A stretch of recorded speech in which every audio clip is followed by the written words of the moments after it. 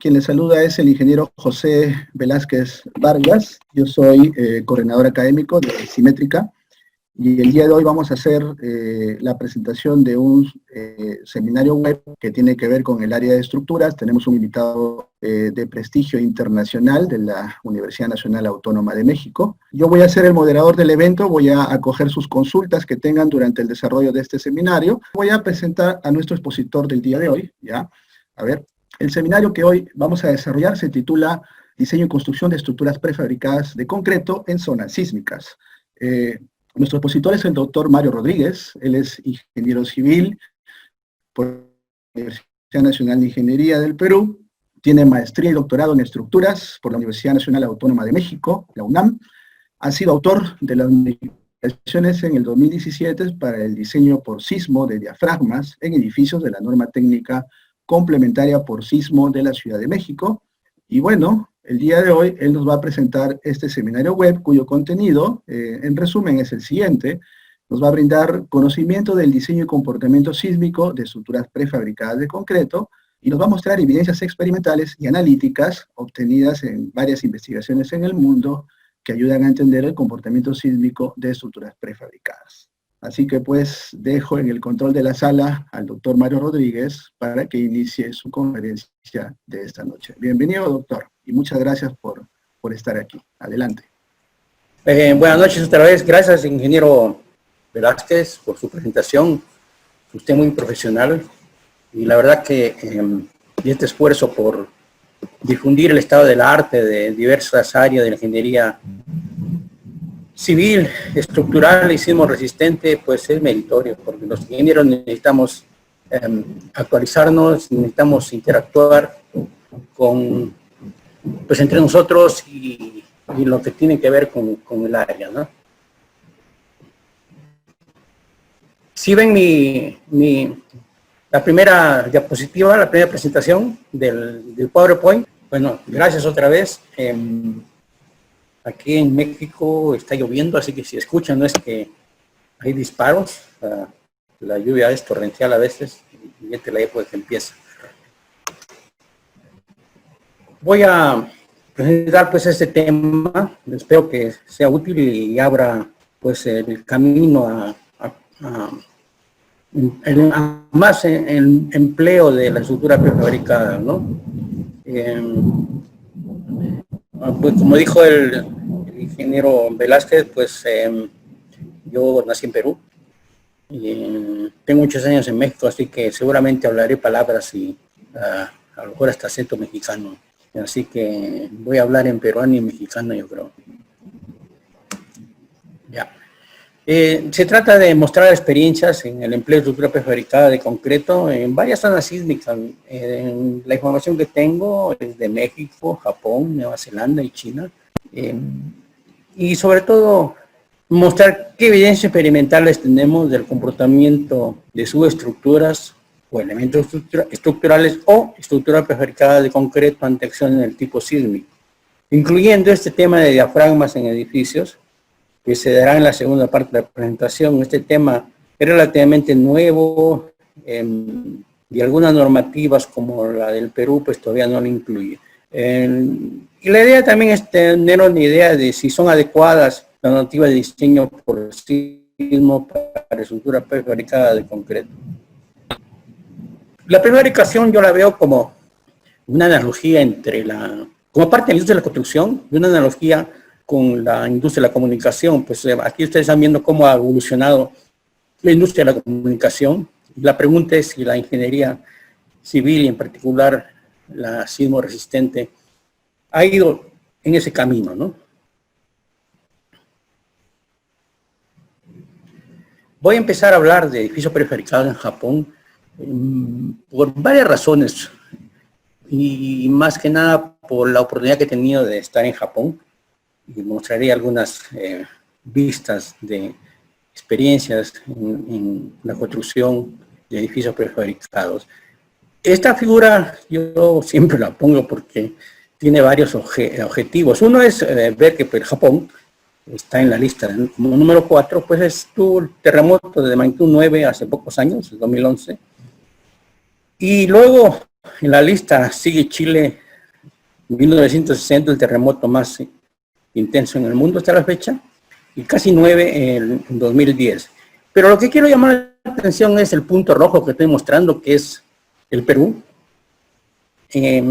Ustedes pueden ver que está entre Chile, que ya mencioné que es alta sismicidad, y el número 7, que es un terremoto que ocurrió hace mucho tiempo, en 1906, entre la frontera de Ecuador y Colombia. Entonces, yo creo que no hay que pensar que estamos en una zona muy diferente a la de los vecinos chilenos o de este terremoto tan fuerte en Ecuador.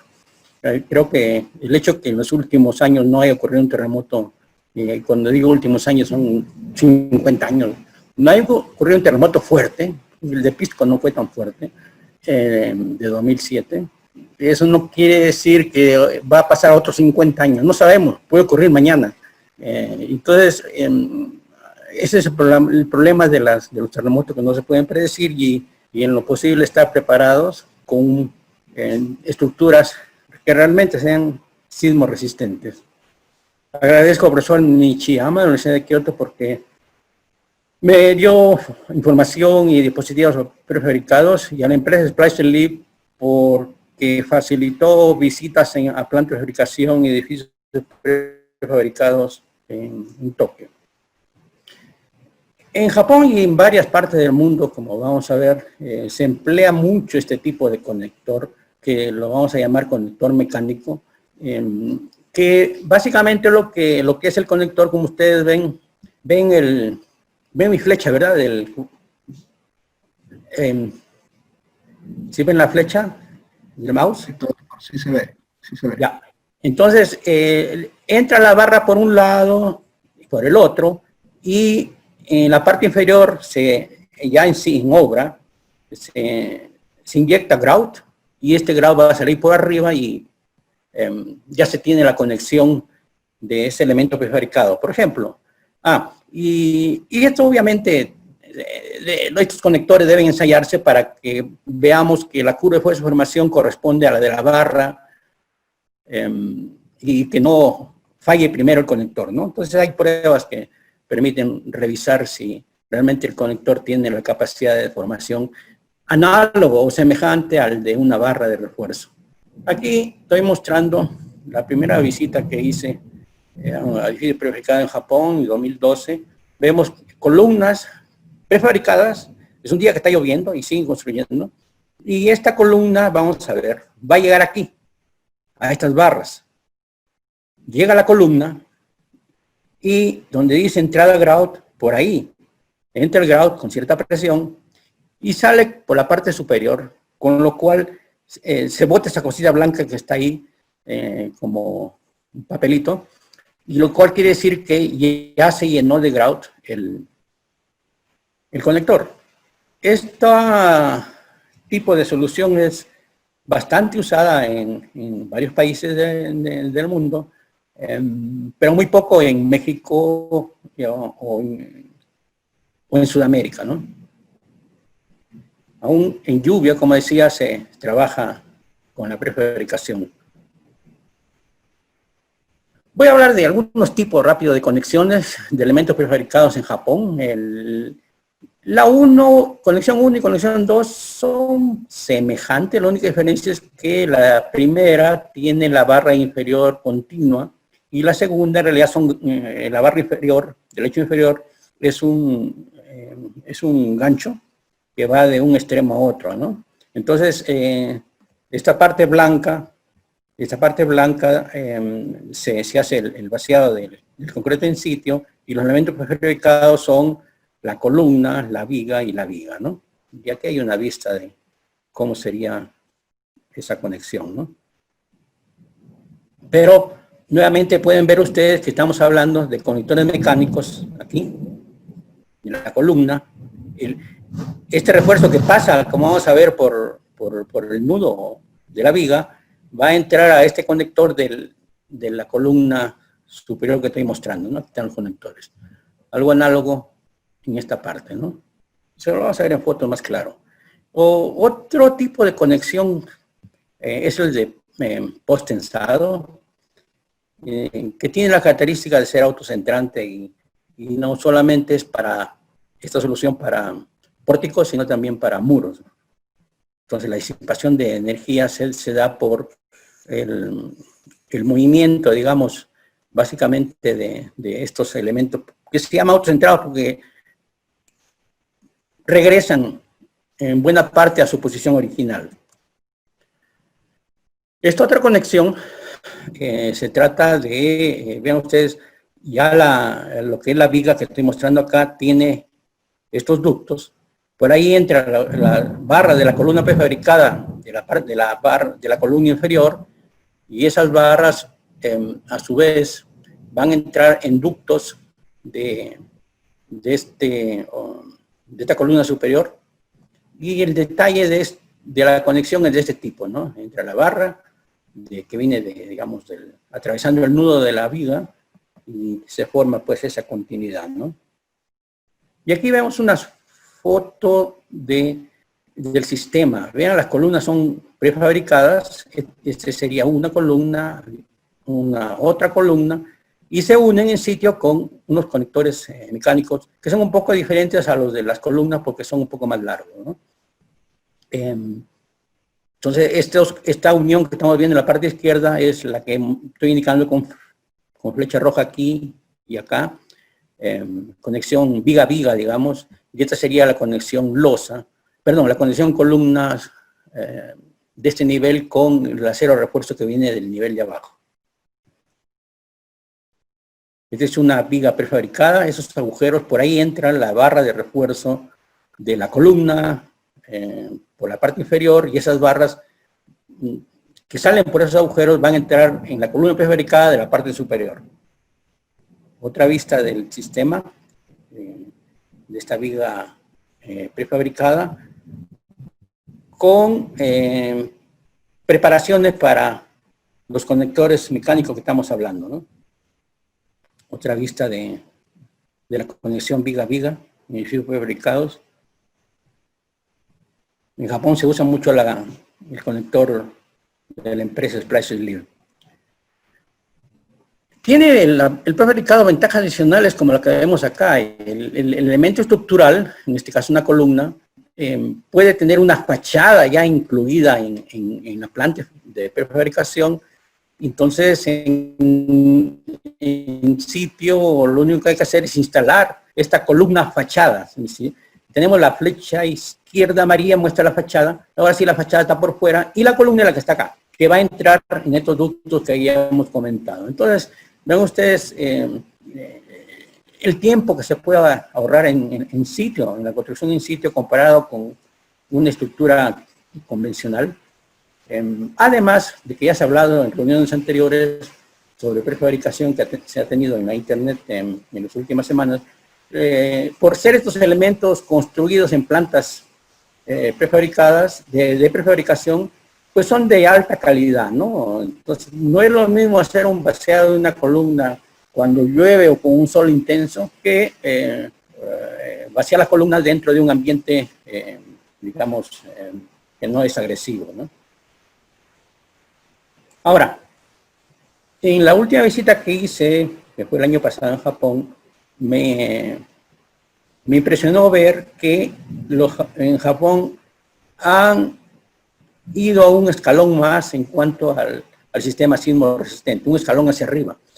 Están empleando ellos lo que le llaman los amortiguadores tipo muro, en la parte izquierda, o los amortiguadores tipo columna. En realidad, vamos a ver ahorita cómo funcionan. Son semejantes, excepto la forma y el tamaño, ¿no? De lo que se trata es que cuando la parte de concreto superior se desplace con respecto a la inferior, estos elementos van a disipar energía por calor, y por tanto la energía del terremoto, todo ya no se va a desplazamiento, sino solo una parte, ¿no? Esta es una solución bastante empleada que he visto en esta visita del año pasado en Japón. Estamos hablando de edificios, en este caso en Tokio, de pues, 20, 30 niveles de edificios de departamentos. El problema de la vivienda es bastante serio, ¿no? En Japón. ¿De qué se trata estos elementos? Bueno, miren, se trata de que este es el elemento muro, digamos, amortiguador. En realidad, lo que ocurre es una fricción en estos elementos elastoméricos que están, este elemento elastomérico está vulcanizado a esta placa, y este de acá, esta placa, y este es el que entra acá, y al moverse en la dirección de las flechas, o al intentar moverse, hay una disipación por fricción o por deformación de este elemento elastomérico, que es lo que reduce la entrada de energía en el terremoto. Y como dije, disminuye la demanda de desplazamientos debido al terremoto. Otra vista de la parte derecha de este sistema de amortiguador. Entonces, fíjense que los pórticos no son realmente deseables en zonas sísmicas. Y no solamente hablo de pórticos prefabricados, sino también los pórticos convencionales colados en sitio. Porque vamos a ver, hay varias situaciones que lo hacen sensible a posibles daños o incluso colapsos, mientras que estos elementos que estoy mostrando, al reducir la demanda sísmica, entonces la demanda que le corresponde a los pórticos va a ser menor, bastante menor que la que tendría si no estuvieran estos elementos. Esa es, digamos, la idea, ¿no? Prefabricar con mayor confianza porque realmente el elemento sismo resistente no es el elemento prefabricado, sino otros elementos adicionales que se colocan en la estructura. Claro, el edificio con aislamiento puede ser también una solución de este tipo, ¿no? Otro aspecto relevante en la prefabricación en Japón son los sistemas de piso. Aquí las fotos no ayudan mucho, pero se trata de unas losas que tienen ese armado, que son losas prefabricadas que tienen ese armado que están viendo ustedes aquí en las fotos, ¿no? Voy a mostrar esta figura mejor. Esta figura lo que me está mostrando es, fíjese, esta losa, digamos, prefabricada es la que, sobre la cual se va a hacer un vaciado del firme, mal llamado capa en compresión, y vamos a ver por qué está mal llamado capa en compresión, porque este firme en realidad también trabaja en tracción, ¿no? Si la carga fuera vertical, pues se trabaja en compresión, pero ese no es el caso del sismo. El sismo actúa en el plano, en la dirección que estoy mostrando del diafragma, ¿no? O del piso. Se hace pues unas aligerados con estos elementos, o un vacío, y en sitio se hace el vaciado de esta parte gris clara, y estamos hablando de una losa o firme del orden de unos 15 centímetros. En México más usual son 6 centímetros, y porque ha sido la práctica hace muchos años, entonces yo creo que con la nueva normativa que vamos a comentar, que exige mayor demanda de fuerzas sísmicas en el diafragma, los espesores van a tener que ser más grandes, ¿no? Algunas vistas de cómo es la industria de la prefabricación en Japón, una precisión y una limpieza notoria en la fabricación de estos elementos. Decía que por ser construidos en plantas, pues la calidad del concreto es óptimo, el curado es el que realmente requiere, se da el curado que realmente requiere el elemento, etcétera, ¿no? Pero claro, el elemento prefabricado trae ya incluido las piezas que van a servir como conectores mecánicos, en este caso, como ven en la figura, ¿no? Decía de estos elementos estructurales que tienen fachadas. Entonces se ve pues el ahorro en tiempo, en sitio, en obra, que se puede hacer llevando este elemento, ¿no? Prefabricado. Y aquí, después de visitar estos diversos edificios con los amigos de Splash Sleep, aquí saludos a Juan, que está escuchando seguro. Ahora pasemos a China. Seguimos en el Oriente. Vamos en este tema, más que nada, hacer énfasis en conexiones entre elementos prefabricados. Todavía no vamos a hablar de diafragmas. Esa es la segunda parte del trabajo, ¿no? Estas investigaciones, en realidad, el objetivo que tienen es lograr integridad estructural. Una duda que tienen algunos ingenieros del empleo de elementos prefabricados es que si realmente las conexiones entre elementos prefabricados garantizan la integridad estructural. Nuevamente, la idea es emplear conectores mecánicos que son de dos tipos, estos que son más largos para vigas y estos más cortos para columnas. Pero siempre se tiene la entrada del grout y la salida del grout, como se puede apreciar ahí, ¿no? Y aquí se ve de manera más clara cómo es la idea de la construcción con estos elementos prefabricados. Se tiene la columna prefabricada y la viga prefabricada con el nudo ya definido con unos ductos en la periferia, como van a ver, como están viendo ahí, ¿no? Entonces, esta viga entra, o los ductos se posicionan en este refuerzo, y ese refuerzo entonces sale por esos ductos y ya tiene usted este elemento. El siguiente paso es colocar la columna del nivel superior sobre estas varillas.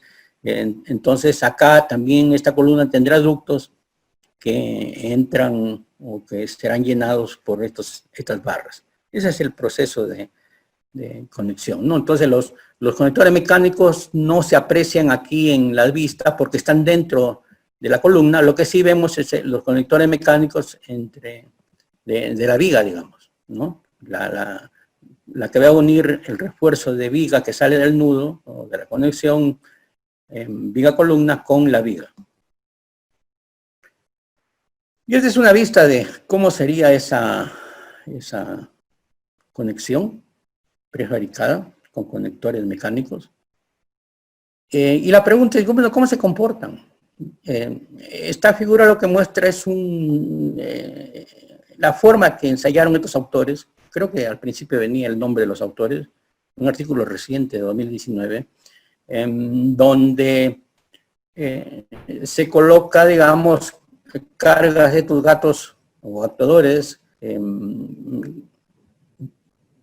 tratan de formar esta viga y se aplica además una carga axial en la columna para representar pues, el efecto de la carga gravitacional en la columna, ¿no? Entonces son ensayos en laboratorio, en este caso ante cargas, vamos a llamar, que simulan las acciones sísmicas.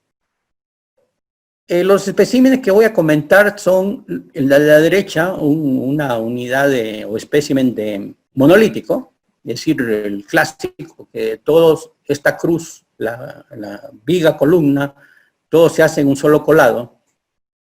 Y el de la izquierda es la conexión prefabricada, donde la viga tiene estos agujeros que ya vimos, y la columna inferior tiene este refuerzo, y la columna superior tiene este otro refuerzo, ¿no? Con los conectores mecánicos. Entonces la pregunta es, si se construye esta subestructura prefabricada, ¿qué tan diferente es a una monolítica? Si ustedes ven, los armados son idénticos. La diferencia está simplemente en que uno es prefabricado y el otro es el vaciado en sitio, ¿no?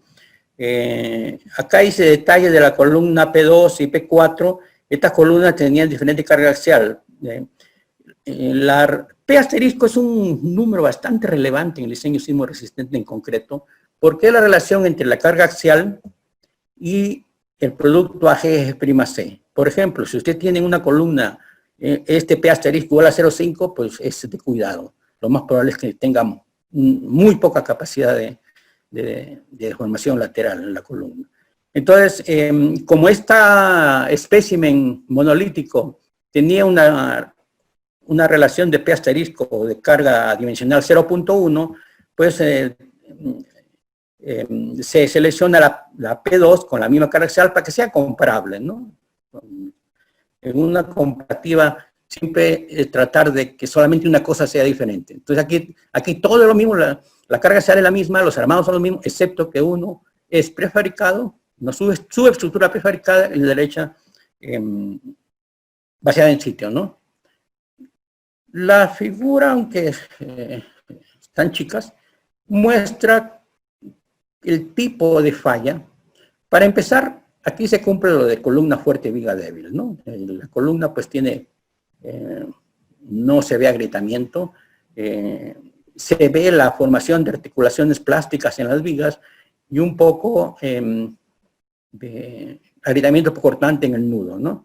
Pero si usted compara cómo llega al final de la prueba el espécimen prefabricado y el espécimen monolítico, a la primera vista no se ve una diferencia relevante, digamos, ¿no? Ahora, la comparativa es más útil si nos vamos a los ciclos carga-desplazamiento lateral. En la izquierda, la relación de los ciclos teoréticos carga-desplazamiento lateral del edificio prefabricado, perdón, del espécimen prefabricado, y el de la derecha, el monolítico. El prefabricado llegó como 80 y tantos milímetros antes de que ocurra pues la caída, digamos, de su resistencia, mientras que el monolítico llega, digamos, como a unos 60 y ahí cae la resistencia, con lo cual pues se puede decir que esa es la capacidad de formación lateral de esa columna, ¿no? Lo que vemos de estos resultados son dos cosas interesantes. Uno, que el espécimen prefabricado puede tener mayor capacidad de formación que el monolítico, y que una diferencia entre uno y otro es que el área de los ciclos teoréticos del espécimen monolítico es un poco mayor, pero no en gran medida mayor a los ciclos esteréticos de los especímenes prefabricados. Entonces, esta es una muestra experimental que nos permite inferir qué comportamiento esperamos en una conexión prefabricada con una monolítico. Lo que se puede ver es que por lo menos el comportamiento de la conexión prefabricada no es inferior al de la conexión monolítica, ¿no? Ahora vamos a visitar a Nueva Zelanda. ¿Cómo estamos de tiempo? Nueva Zelanda es un país chiquito. También tuve oportunidad de estar ahí un buen tiempo. Y ellos en una época hacían cosas muy semejantes a Japón. Estamos hablando de los años 80, 90. Vemos acá, ¿no?, lo que ya comentamos, las barras de la columna inferior salen a través de los ductos en este elemento y se conecta con estos elementos, conectores mecánicos, como se está mostrando en la figura, ¿no? Entonces usted tiene el elemento prefabricado acá, con estos agujeros serían los que van a entrar acá, ¿no? Ahora, lo interesante es que estos elementos o estos pórticos son de claros cortos porque tienen el papel de estar en la periferia del edificio y por tanto tratan de representar el comportamiento de una estructura tubular. ¿Cómo? Con claros cortos de vigas para que el sismo sea resistido básicamente por los pórticos exteriores del edificio. Entonces, se requiere una unión viga-viga con ese tipo de conexión. Esto fue ensayada por el profesor Restrepo en su tesis doctoral, y entonces hay evidencias experimentales de que este tipo de conexión sí trabaja, ¿no? Entonces tiene un gancho de 180 grados, o más bien 2 en una viga y otros 2 en la otra viga, y en sitio se hace el colado o el vaciado de ese gancho, ¿no? Hay una conexión alternativa columna-columna que creo que podría ser útil en países latinoamericanos, porque yo lo que he visto en México es que hay pues no mucha intención de utilizar conectores mecánicos por su supuesto costo, lo cual yo no lo considero que es así, pero bueno, esa es la percepción que tienen los ingenieros en México para no usar conectores mecánicos. Entonces, en esta solución no se usa conectores mecánicos. ¿Qué es lo que se hace? Miren, esta columna que estoy mostrando aquí es una columna prefabricada que viene con ductos corrugados. Entonces, de la parte inferior viene el armado vertical de una columna, que es este, a ver, que es este refuerzo que entra en este ducto. ¿Ok? Ahora, vean ustedes que alrededor de esta barra hay dos barritas más delgadas. En realidad, estas barras más delgadas son continuas y la barra gruesa no. Se puede mostrar que si el área de esta barra es del orden de la mitad de la barra central, entonces las dos barras hacen el papel de una. Y si usted le da a esta distancia la longitud de desarrollo, entonces lo que está logrando es lo que se llama una conexión monolítica o del tipo monolítico o emulativa, la llaman en la literatura. ¿Por qué emulativa? Porque a diferencia de otro tipo de conexiones, como vamos a ver más adelante, como algunas que se emplearon en México, no emulativas, la conexión emulativa, como su nombre lo dice, lo que hace es lograr que el comportamiento sea semejante o idéntico al de una estructura vaciada en sitio, ¿no? Entonces, esta es una conexión bastante interesante.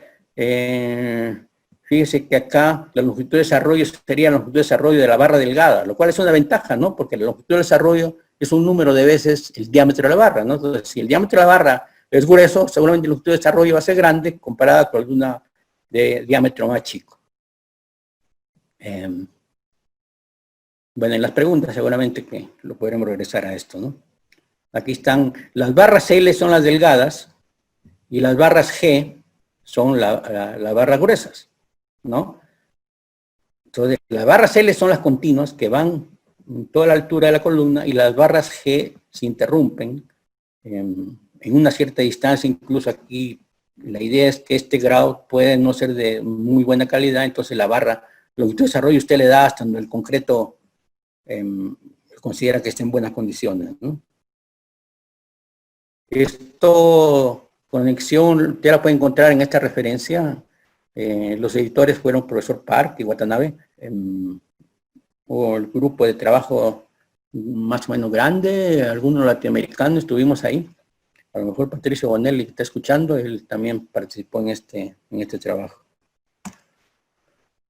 Ahora, fíjese, esta referencia en realidad es de una tesis doctoral en la Universidad de Canterbury, en Nueva Zelanda, en donde tenemos lo mismo, ¿no? El elemento viga prefabricado con ductos, el elemento columna inferior prefabricada que entra con, sus barras entran en estos ductos y esas barras van a entrar en los ductos de la columna superior.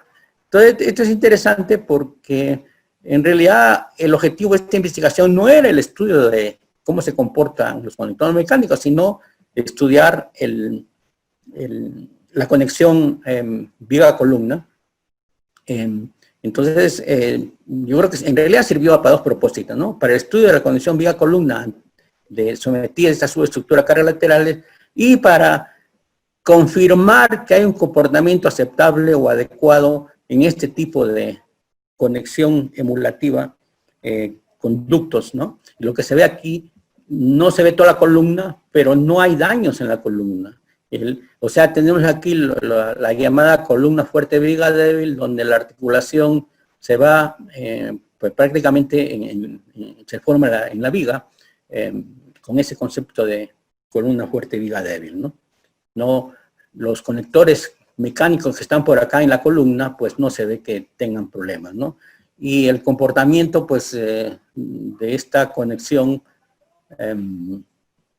pues no es, digamos, inferior necesariamente a una donde todo sea monolítico, ¿no? Como ya hemos visto en un caso anterior para los amigos de China, ¿no? vamos a terminar la primera parte hablando un poco de la prefabricación en México, porque hay una historia de varios años que creo que puede servir a países latinoamericanos para tratar de ganar tiempo en aumentar la producción de alimentos prefabricados sin, o minimizando los posibles errores que se pueden tener, ¿no? En México se empezó la prefabricación en los años 80, digamos. En los años 80 ocurrió el terremoto del 85 y habían pocas edificaciones prefabricadas, muy pocas, y más que nada eran de estacionamientos. Después del 85, en los años 2000, se empieza con este tipo de prefabricación donde las columnas, que parecen muros, ¿verdad?, pero son columnas en realidad, son pórticos, son columnas de pórticos, con dimensiones generosas, tienen, vamos a ver ahorita un detalle, de que tienen una ménsula que recibe a la viga, pero la conexión se hace soldando la varilla. Entonces, se trae la columna de varios niveles con esas ménsulas y en sitio se coloca las vigas prefabricadas que vamos a mostrar, creo, en la siguiente vista, de estas conexiones que lo vamos a llamar no emulativas, ¿no? Aquí se ve. ¿Cómo se hace? ¿Qué se hacía? Se soldaba esta placa de esta ménsula con esta otra, con una barra de refuerzo. Aquí se soldaba la barra. Y también en la parte inferior. El problema de esta solución es que la soldadura de barra no es adecuado porque en realidad fragiliza la barra y usted lo que requiere es una barra que tenga capacidad de formación. Y si soldando se elimina esa capacidad de formación, pues esta es una bomba de tiempo, ¿no? Otra vista en este caso se está soldando esta placa, esta ménsula de la columna y esta ménsula de la viga, tienen placas en ambos, como estoy mostrando acá, y se suelda, ¿no? Entonces esta barra seguramente tiene una respuesta de esfuerzo de formación muy frágil, como vamos a ver. En México se estudió este problema en los años 90, pero desafortunadamente quedó un poco sin difusión estos estudios, y recién en los 2000 y tantos, 2010 por ahí, nosotros nos revisamos de nuevo los resultados de este trabajo, donde lo que tiene usted es una columna que está horizontal por facilidad y una viga prefabricada. Pues vamos a ver, ¿no? Entonces tengo la unión viga-columna, donde se trata de una viga prefabricada, la carga axial va a la columna aquí, como estoy indicando, y la carga lateral, que trata de simular las acciones sísmicas, se aplica en este caso en la viga, ¿no? Esta es otra vista del ensayo. ¿Cómo era la conexión? Bueno, la conexión viga-columna se trataba de que había una ménsula en la columna con una placa y la ménsula de la viga con esta placa y hay una soldadura acá, ¿verdad? Entonces, la pregunta es, ¿cómo se comporta esto? Y luego tenemos una barra que puede ser continua en el lecho superior, es decir, el vaciado del concreto a una cierta altura, un poco por encima de los estribos, pues le da continuidad, ¿no? En el ensayo se observó fractura en la barra. Aquí usted puede ver claramente, ¿no?, cómo se fracturó la barra. Ciclos iniciales muy pequeños de 30 milímetros en ambos sentidos, pero por experiencias previas, de ensayos previos, se hicieron ciclos con amplitudes más grandes, pero de un solo signo. Como ven ustedes, prácticamente no incursionaban en el signo contrario. Casi todos los ciclos, la mayor parte de los ciclos tienen sus máximos en este cuadrante y poco en el cuadrante de signos positivos, ¿no? Y eso llevó a que tratar de explicar esa fractura comparando curvas de esfuerzo de formación de barras soldadas y se ve que usted necesita un buen electrodo y necesita un tipo especial de cómo conectar la soldadura, pero este ensayo es con precalentamiento. La normativa de otros países, ¿no? Porque esto no está en México, la normativa, sugiere precalentar la barra antes de soldar. Pero generalmente eso no se hace, ¿no? Ahora, si no hay precalentamiento, por más que usted le ponga electrodo E90, vean ustedes que llega pues al 3% y con el otro electrodo al 1%, es decir, estas barras son excesivamente frágiles, no garantizan que puedan tener la capacidad de formación que requiere un terremoto, ¿no? De ahí, esta es la razón por la que explica la fractura de la barra, ¿no? Después, de los 2000, se empezó a usar esta conexión no emulativa del tipo ventana. ¿Cómo es esa historia del tipo ventana? Que la columna traía estas aberturas, por eso le llamaban ventana, una columna de 1, 2, 3, 4, 5 niveles con estas ventanas que estoy mostrando, ¿no?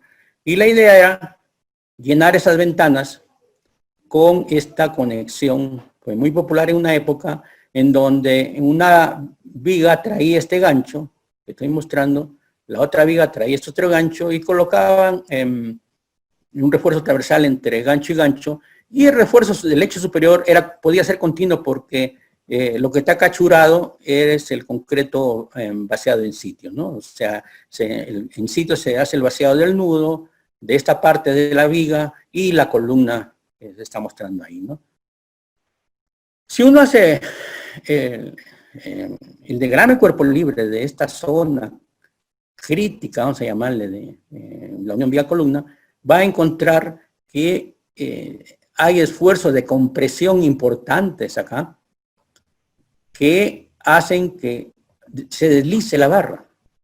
Entonces, el concreto se aplasta con estos esfuerzos radiales en esta curvatura del gancho, y ese aplastamiento hace que la barra camine, vamos a llamarle así, se mueva, se deslice, es decir, hay un deslizamiento de la barra, y eso es lo que se observó en los ensayos, ¿no? Después de más o menos en la última década, afortunadamente se dejó de usar estas conexiones no emulativas. Fue una lucha bastante difícil. Al principio, las evidencias que se mostraban del mal posible comportamiento de estas conexiones no fue bien recibido, y pasaron años para que realmente se entienda que no era la mejor conexión. Entonces, en los últimos años se empieza a estudiar la estructura emulativa. Esta es una foto que me proporcionó el doctor Suárez, que creo que está en la audiencia, de conexiones, vamos a ver ahorita, donde no hay soldadura. Otra vista de la columna, ¿no?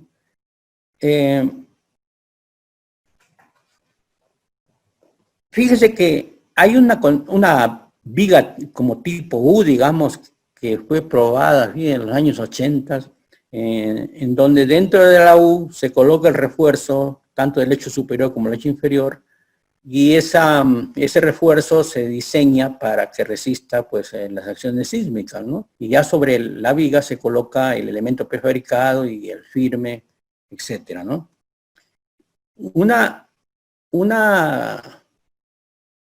En esta otra foto que me proporcionó el doctor Suárez, un ejemplo de aplicación de esta idea, un poquito diferente, es el que se muestra acá.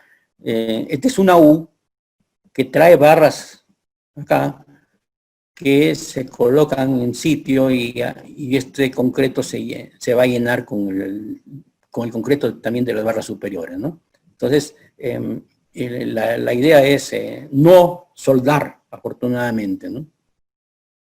Este es un ejemplo de este tipo de sección U en los extremos y macizo en el centro. Como son claros grandes, en México les gusta, pues los grandes claros, estos elementos tienen que ser preforzados, ¿no? Esta viga prefabricada es preforzada, ¿no? Entonces, ahí se coloca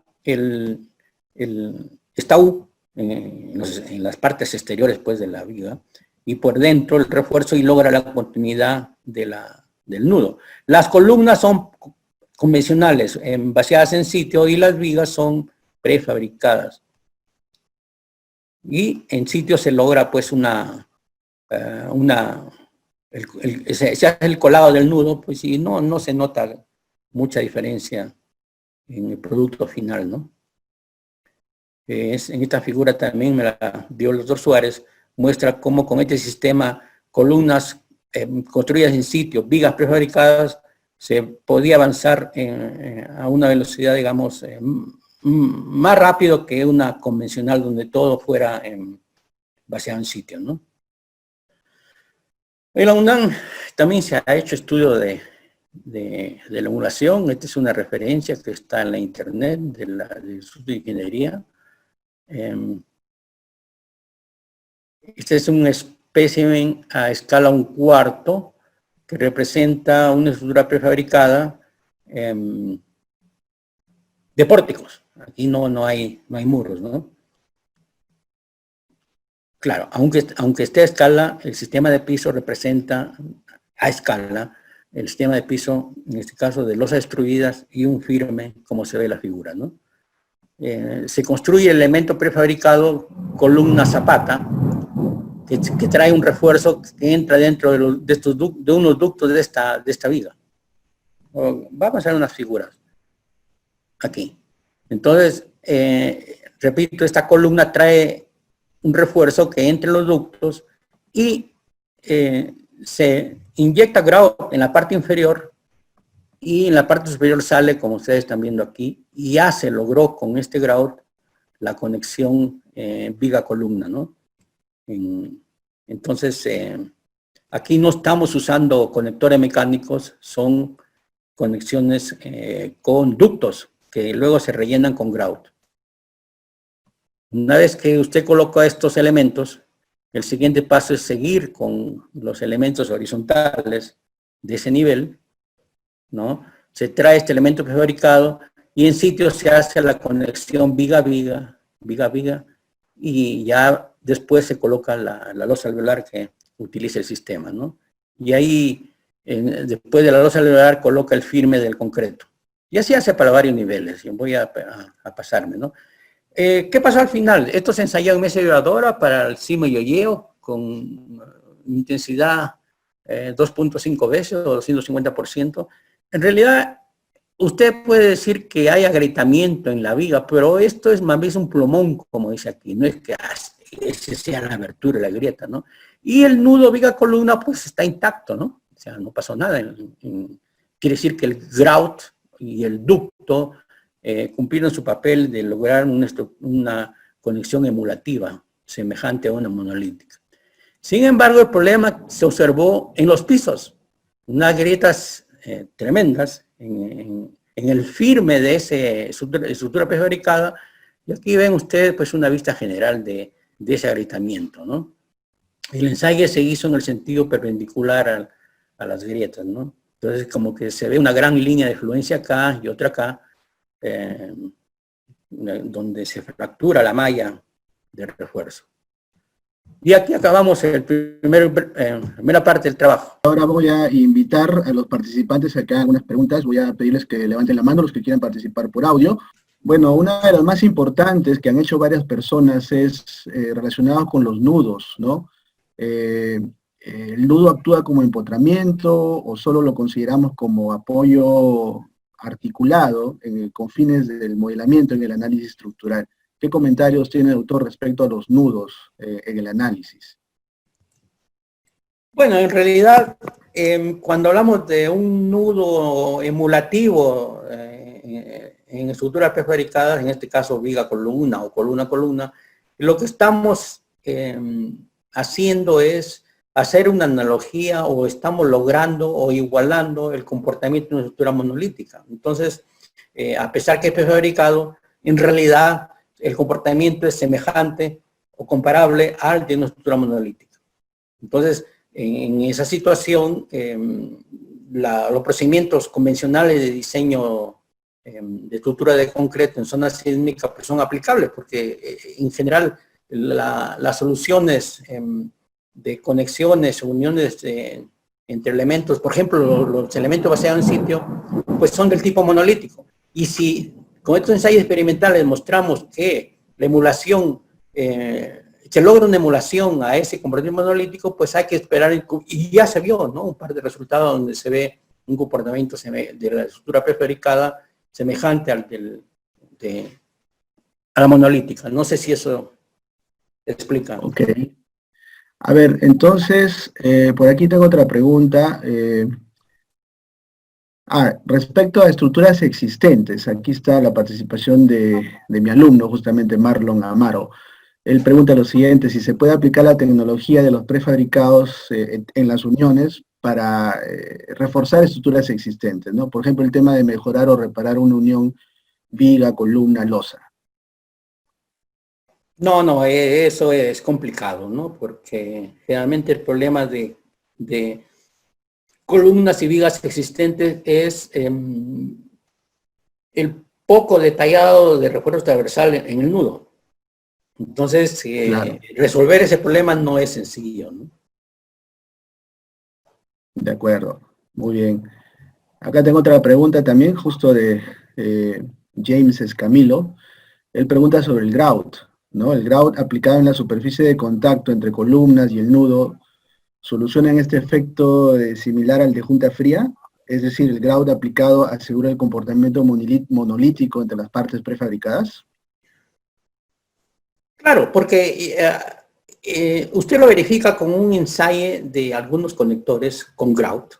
Y si usted muestra que la capacidad de ese elemento es comparable al de una barra sin colector, entonces pues usted está representando nuevamente, o sea, está emulando con una conexión tipo mecánica, la está emulando lo que se lograría con una barra continua.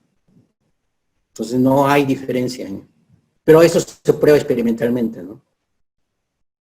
De acuerdo. A ver, voy a dar paso a una participación por audio. Hay alguien que está levantando la mano. A ver, le voy a habilitar su audio para que plantee la pregunta. ¿Sí? Adelante, por favor. Sí, ¿me escuchan? Buenas tardes. Sí, se Bastante escucha bien. bien. Ok. Doctor, yo tenía una pregunta sobre la conexión emulativa.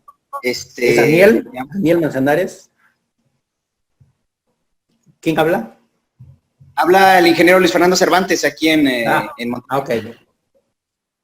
Sí, la conexión que tengo es sobre la conexión emulativa porque me parece que puede ser muy aplicable aquí en Monterrey porque no tenemos estructuras que tengan que ser sismo resistentes.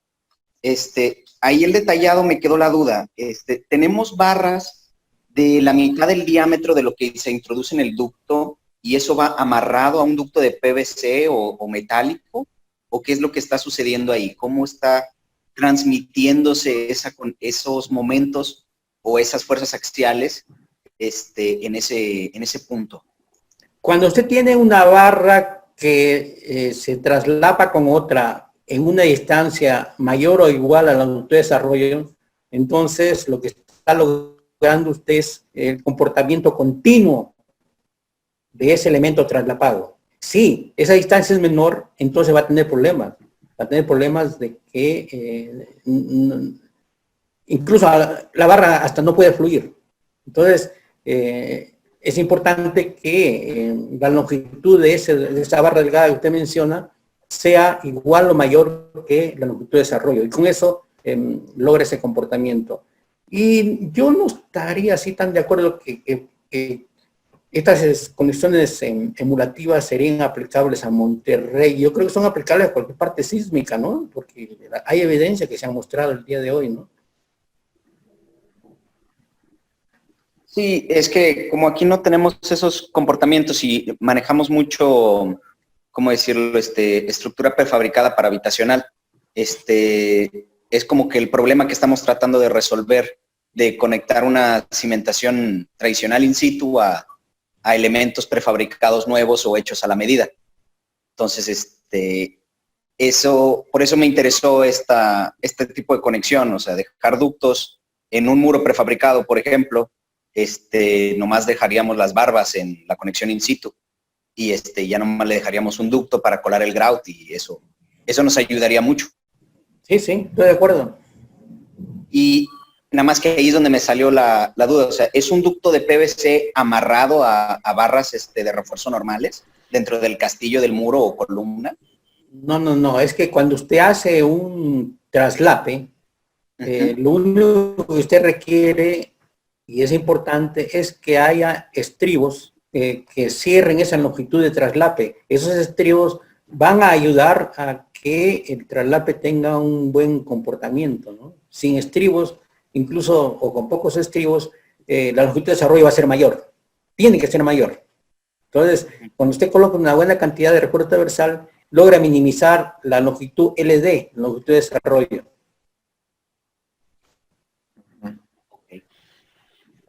Ok. Bien, entonces, listo, muchas gracias también por su participación desde México, ¿verdad? Monterrey. Sí, en bueno, Monterrey. Quería aprovechar, doctor, para comentarle que la audiencia es, si bien es masiva desde Perú, también tenemos mucha presencia mexicana esta noche, ¿no? Y de otros países latinoamericanos como Colombia, Ecuador, que hoy ya nos están visitando. En total, pues, como ve ahí, tenemos 254 participantes. Solamente voy a elegir una pregunta más porque hay muchísimas en realidad y me disculpo si no podemos responder todas por razones de tiempo, pero una más como para ya pasar a tomar un breve receso, ¿ya, doctor? Por aquí hay una que me hizo a través del chat también Alejandro Zárate. Él dice que usted había mencionado los amortiguadores tipo muro VSL. Aparte de este tipo, ¿hay otros tipos de placas o muros prefabricados? ¿Y cómo se comportan estructuralmente, no? Bueno, yo presenté lo de BSL porque es lo que logré tener acceso del tipo de cómo se comporta o de cómo se compone el elemento amortiguador, ¿no? Pero hay otras marcas, seguramente. Pero lo que yo traté de mostrar es la idea, el concepto de cómo el amortiguador logra a través del calor del rozamiento entre el elastomérico y la placa de acero central, logra absorber la energía del sismo y eso tiene el efecto benéfico de disminuir la demanda de desplazamientos laterales. Menos desplazamientos laterales, menos daños en la estructura. No sé si eso responde. Muy bien, estoy seguro que sí. Bueno, vamos a comentar sobre este ensayo, o diferente a lo que hemos visto realizado en la UNAM. Este edificio en realidad ya tiene un tiempo, un trabajo que se hizo con el doctor Blandón, que ahora está en Colombia. Este edificio trataba de representar a un sistema dual. Doctor, disculpe, todavía no se ve la diapositiva. Se ve completo, todo en orden. Entonces, esta es la planta del edificio. En color verde están los muros. Son pequeños los muros porque estamos hablando de los 2000. La gente todavía no recibía de buen agrado a los muros. Pero todo era prefabricado, ¿no? Esta es una vista lateral del muro con los elementos prefabricados. Por razones de tiempo, bueno, pueden apuntar el nombre de esa referencia, lo que quieren verlo con cuidado. Pero la segunda figura de abajo ve el sistema de piso, que son dobles T's, que van en el sentido, digamos, de las cargas laterales, ¿no? Aquí. Estas punteadas son las almas de las dobles T's. El edificio prefabricado en construcción, aquí la conexión no se ve, pero era el tipo ventana. Es decir, todo era prefabricado, vigas, columnas, sistema de piso. Al final, como era de esperar, se formaron articulaciones plásticas incipientes en la base de las columnas, bastante en el muro, porque el muro es el que toma más,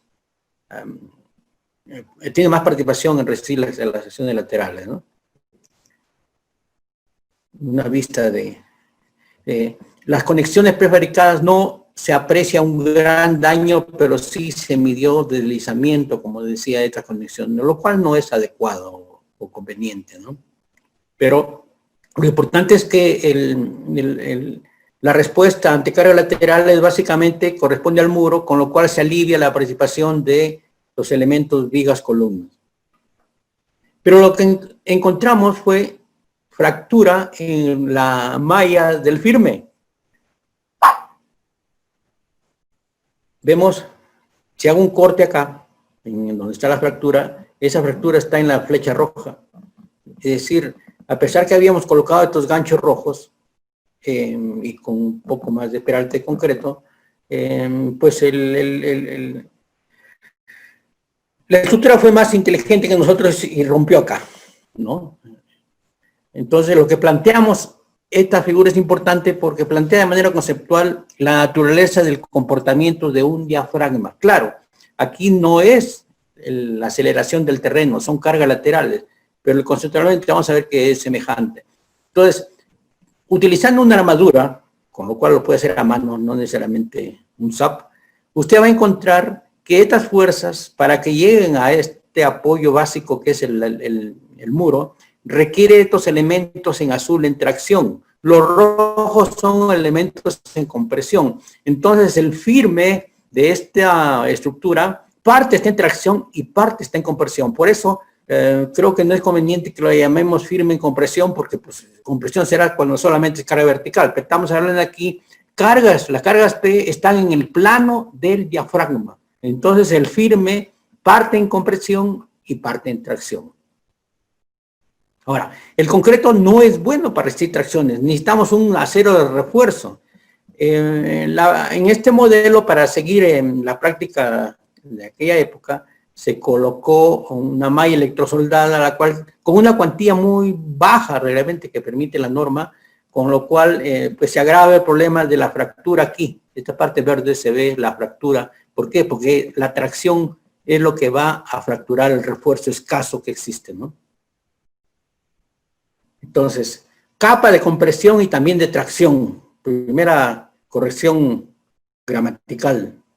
Capa de compresión solamente cuando tú cargas gravitacionales.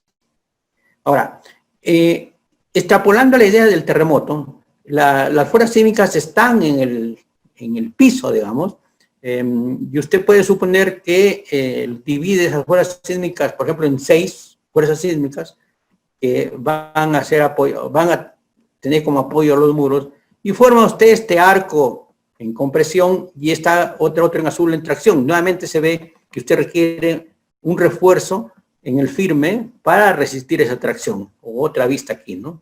Acá.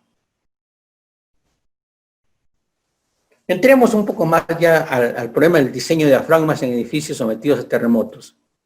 Esto aparece en este terremoto, el año 94, se ve que en este caso la figura derecha, el muro está entero, se cayó el piso, quiere decir que la falla no es del muro ni de columnas, sino del piso.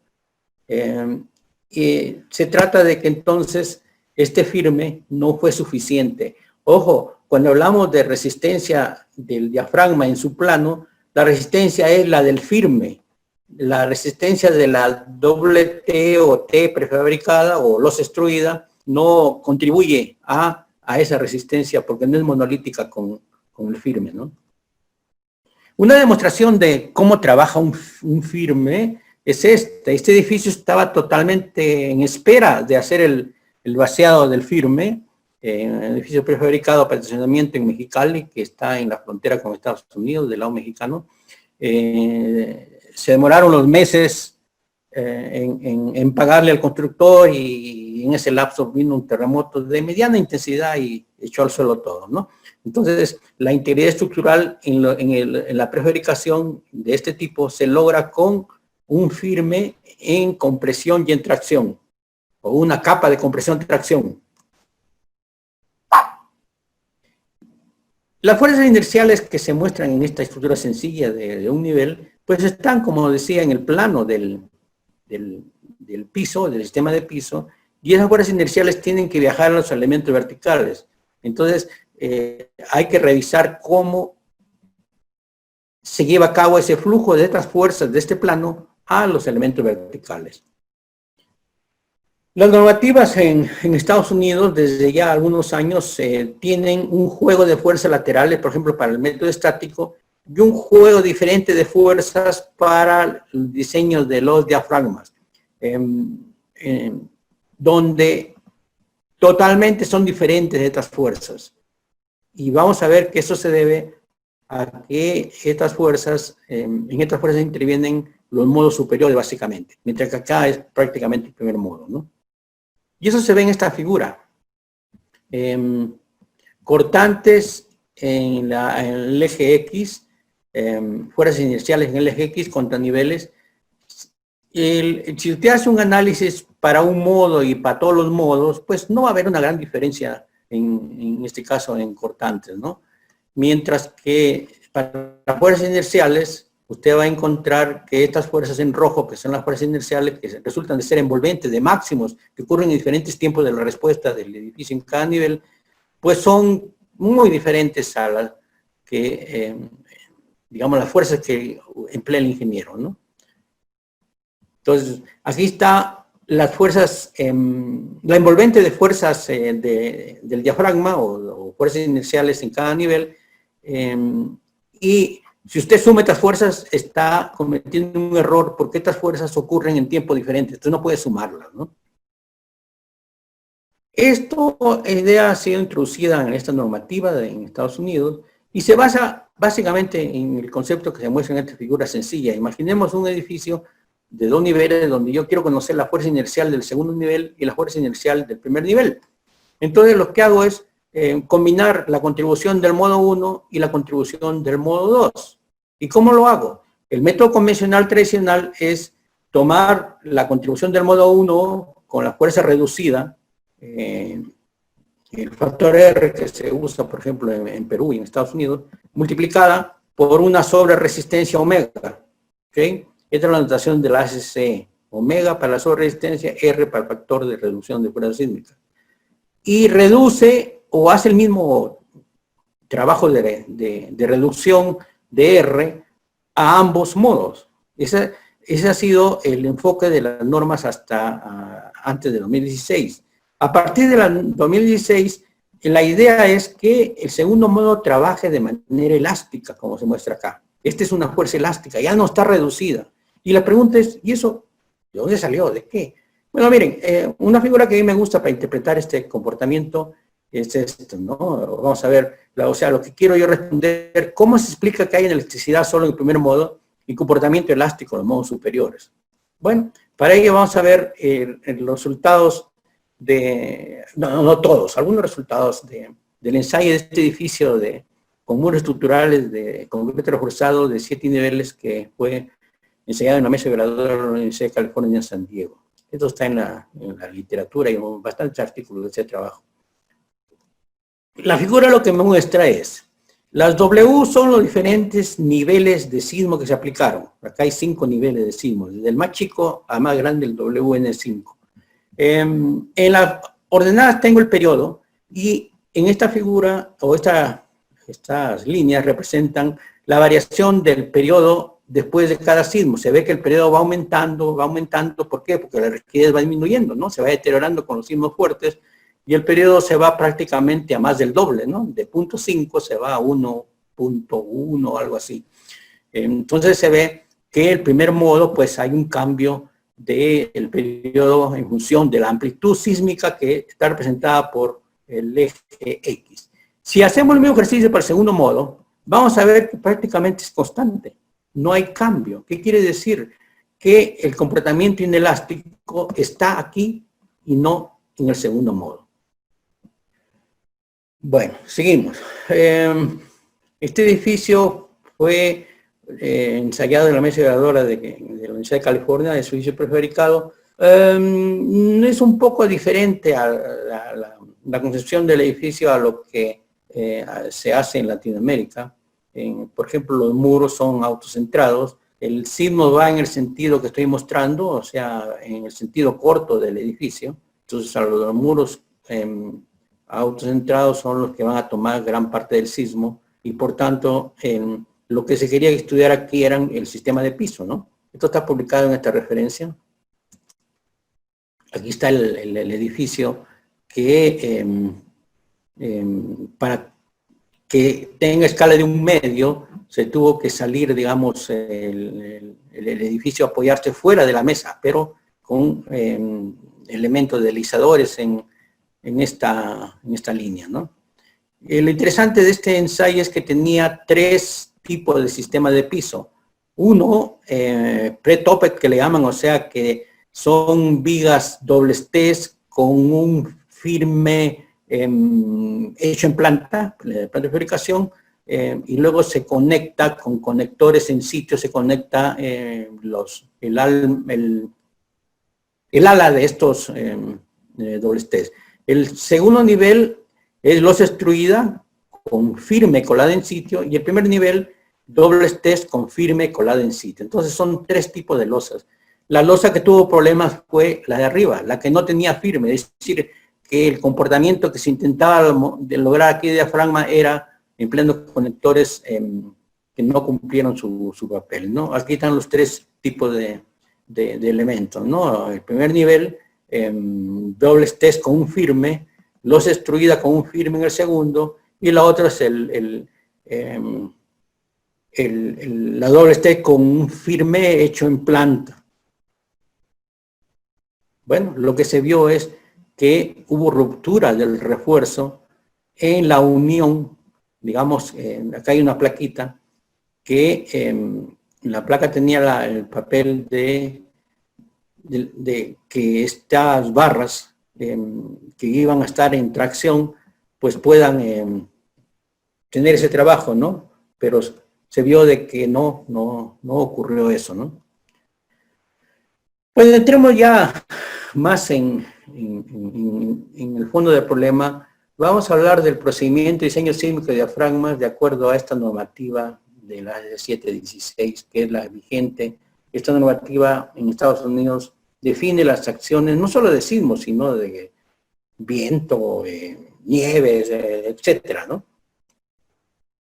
Básicamente, la normativa lo que nos dice es que la fuerza sísmica en el plano del diafragma, o sea, FDI, es una aceleración del piso I, multiplicado por el peso del piso I, dividido por un factor RS que no es el R convencional. Ese factor RS en realidad es prácticamente para considerar solo la sobreresistencia, porque se espera poca o nula inelasticidad del sistema de piso. ¿Cuál es la idea? Que un terremoto fuerte, el sistema de piso no tenga respuesta inelástica, porque falla el piso, pues se cae todo, ¿no? Entonces, prácticamente este concepto es fuerza elástica dividida por la sobreresistencia, que varía entre 1 y 2 más o menos, ¿no? Perdón, entre 1, 5 y 2, algo así. Y mayor que un cierto límite. ¿Cuál es el límite? El producto de la aceleración del terreno por el peso del nivel que estamos estudiando por el factor 0.5, ¿no? Entonces, este cálculo fuera sísmica usted lo hace a mano. No hay problema. La pregunta es, ¿cómo calculo ahí? Porque, bueno, porque el peso se puede calcular, la RS está dado por la norma, y la variable principal es la aceleración absoluta del nivel I, como fracción de gravedad, ¿no? Y el término a cero es la aceleración del terreno, que viene a ser la ordenada espectral en el periodo cero, ¿no? La ordenada espectral elástica en el periodo cero, esa es la aceleración del terreno, ¿no? Bueno, entonces, el procedimiento de la 716 se basa en 2 tipos de distribuciones. Cuando tengo 2 niveles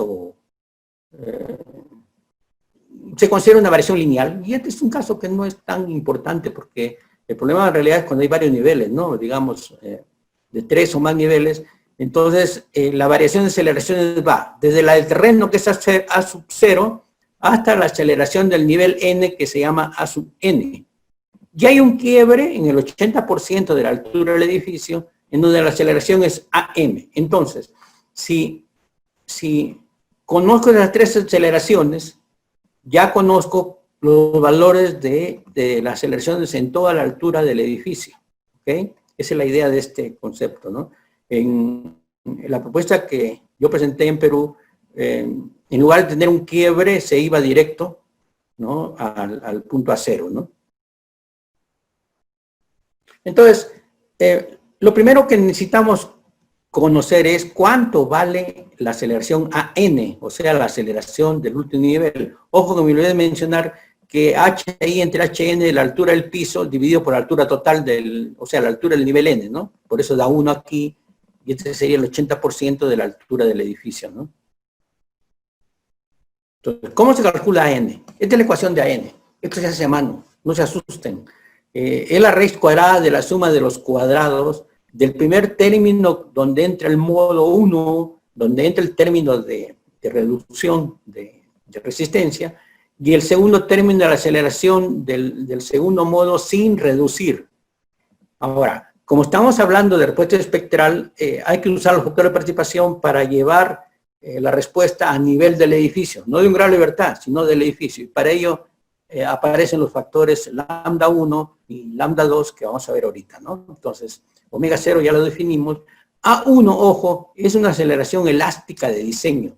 Entonces el ingeniero lo que hace es en el diseño dividir la aceleración elástica entre R y con eso obtiene el refuerzo de su elemento. Sin embargo, a nosotros no nos interesa resistencia de diseño, sino la resistencia probable, que es la que considera la sobreresistencia, por eso se multiplica por la omega 0.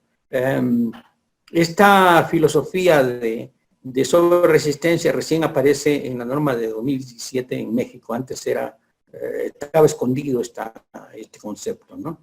Entonces, ¿qué necesito? Necesito la aceleración elástica del primer modo, aceleración elástica del segundo modo, necesito factor de participación, necesito conocer cuál es el factor de reducción de resistencia, del factor de reducción de fuerzas sísmicas R y el factor de sobreresistencia omega 0. Eso es lo que necesito. ¿Okay? Vamos al término lambda 1, dice que es factor de contribución modal, y la norma le da esta expresión sencilla, donde n es el número de niveles y ZS, para el caso de sistemas duales, vale 0.85, y para estructuras con muros, como por ejemplo los que se usan en Perú o en Chile, ZS valdría 1, ¿no? ¿Qué es lambda 1? Bueno, ese lambda 1 se obtuvo de análisis de la respuesta de edificios de varios niveles, de muros o de marcos o de pórticos. Para pórticos tengo este valor, perdón, son los puntos, los diamantes rojos, y la curva del lambda 1 que acabamos de ver sería esta roja continua. Más o menos se acerca, ¿no? Y para el caso de muros sería la curva de raya azul, que más o menos se acerca a la respuesta calculada con procedimientos analíticos de varios edificios, ¿no? De varios niveles.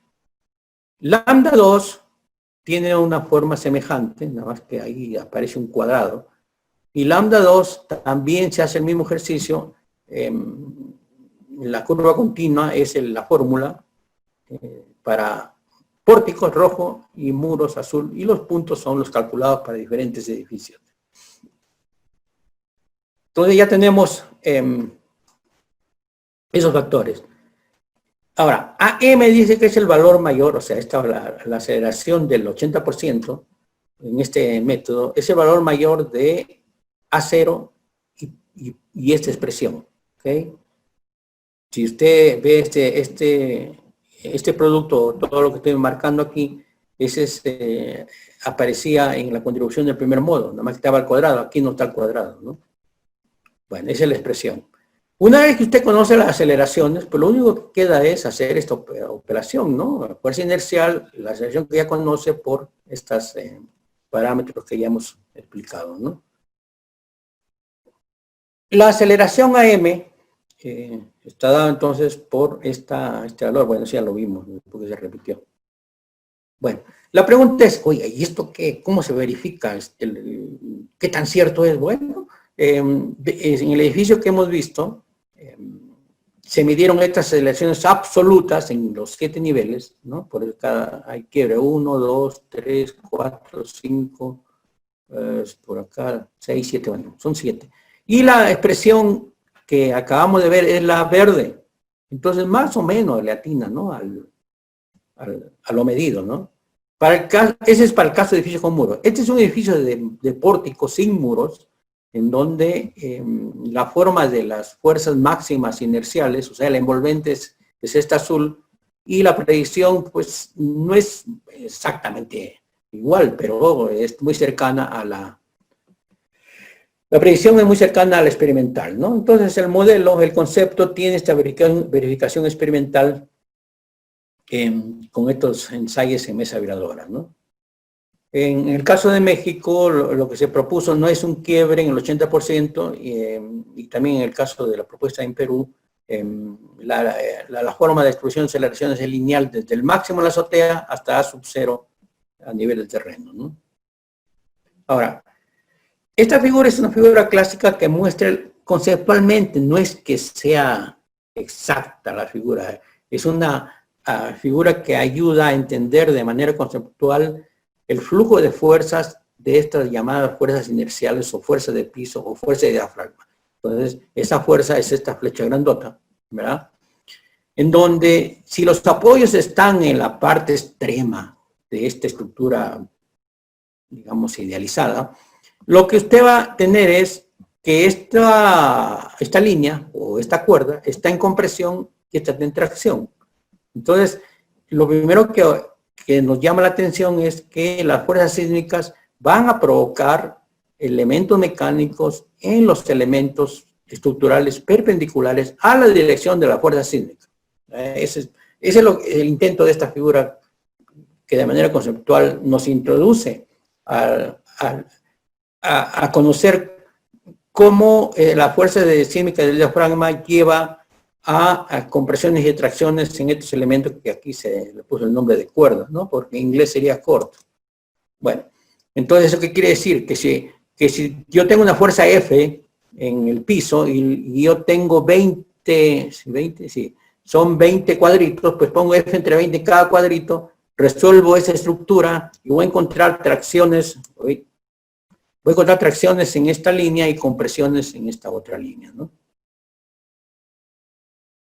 Ahora, ¿cuál es el problema de las tracciones? Cuando usted diseña una viga, en realidad, si hace el diagrama de interacción como si fuera columna, usted está diseñando para este punto que estoy mostrando acá.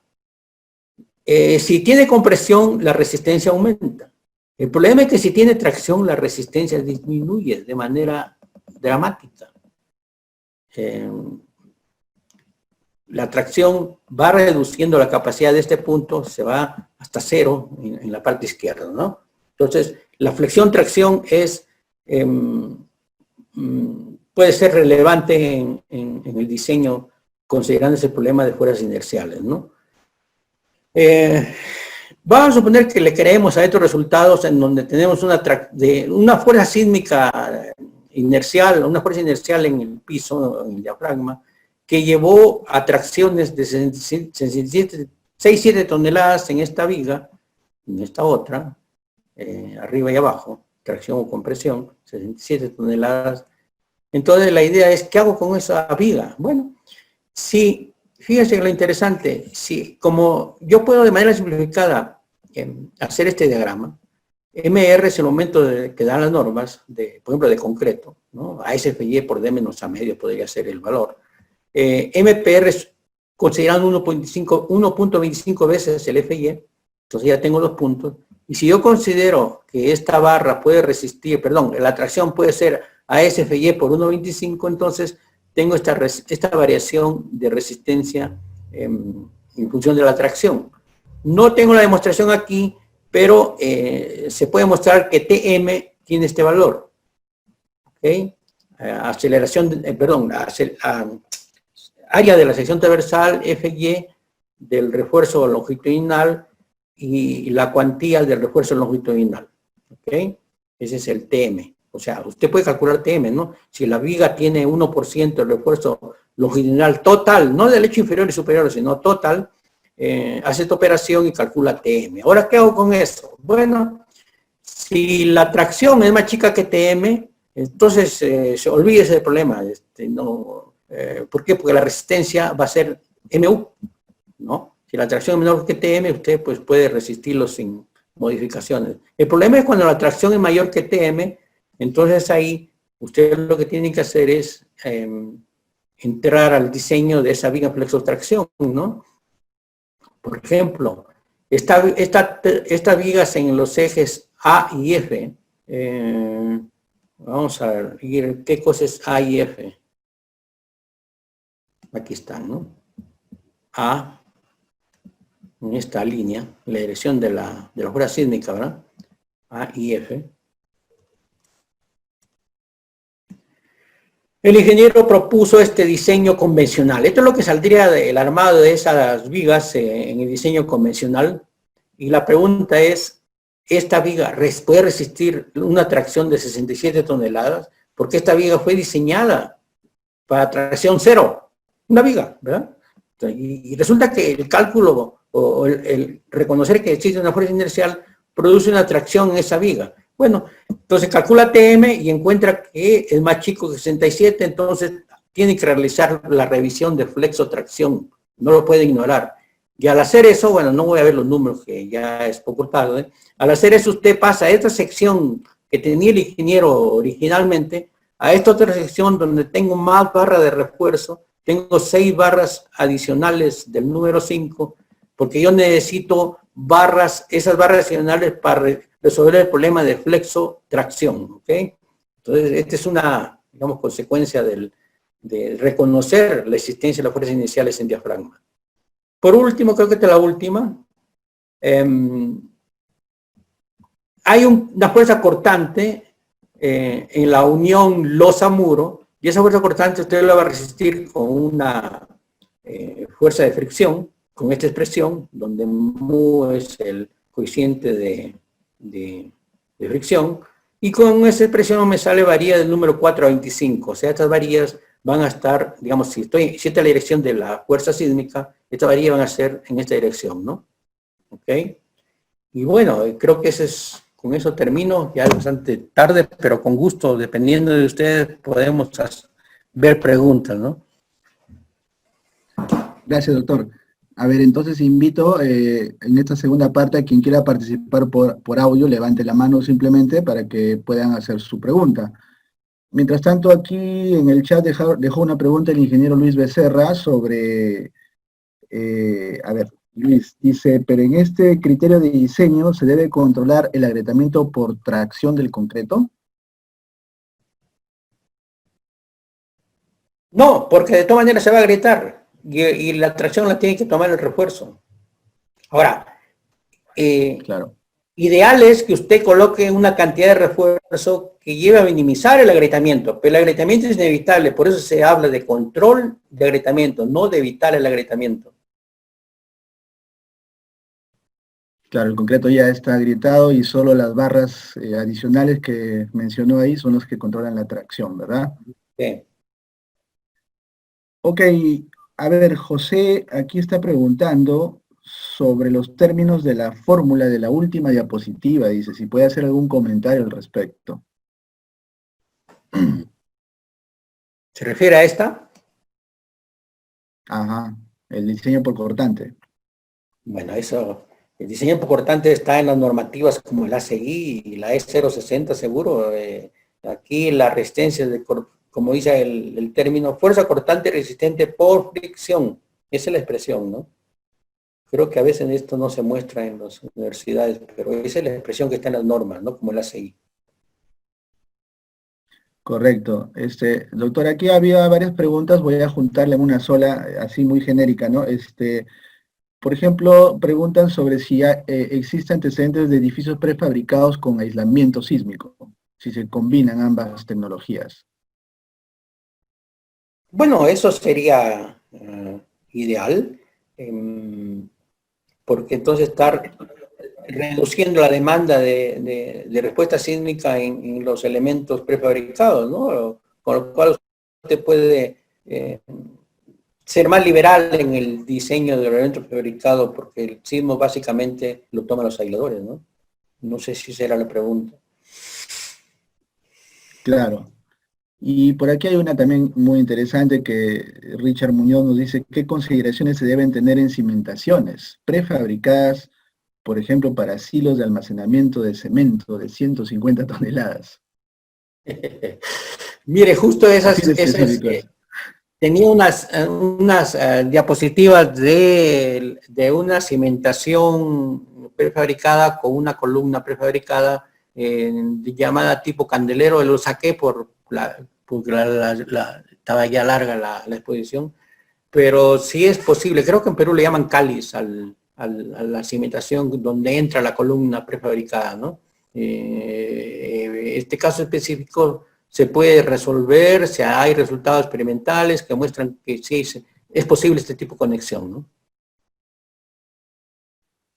Bien, y creo que aquí hay una última pregunta porque en realidad hay otras que están haciendo que ya se han respondido en la presentación, y al respecto les comento a los participantes que nosotros vamos a compartir este video posteriormente, así que solo estén atentos, ¿no? Para que sepan en qué momento esté disponible. Aquí hay una que dice, David Mauricio, ¿cómo detallar el sistema de entrepiso para que resista esas fuerzas inerciales, ¿no? Generadas por el sismo? Seguro se refiere a las aceleraciones de diafragma, ¿no? Claro, miren, este es un tema nuevo porque de manera, por ejemplo, hasta el momento en Perú se considera que el diafragma es un problema de análisis, no de resistencia, ¿no? No se revisa ningún tipo de resistencia de las fuerzas sísmicas que actúan en el plano del piso, ¿no? Esta es una laguna, ya hay una propuesta que está pues en discusión seguro, pero sin esa herramienta el ingeniero no puede conocer para qué fuerza sísmica voy a diseñar mi piso. De los ejercicios que hemos hecho en México, nos sale que el espesor del firme es mayor que el que usualmente se hace cuando se ignora el problema.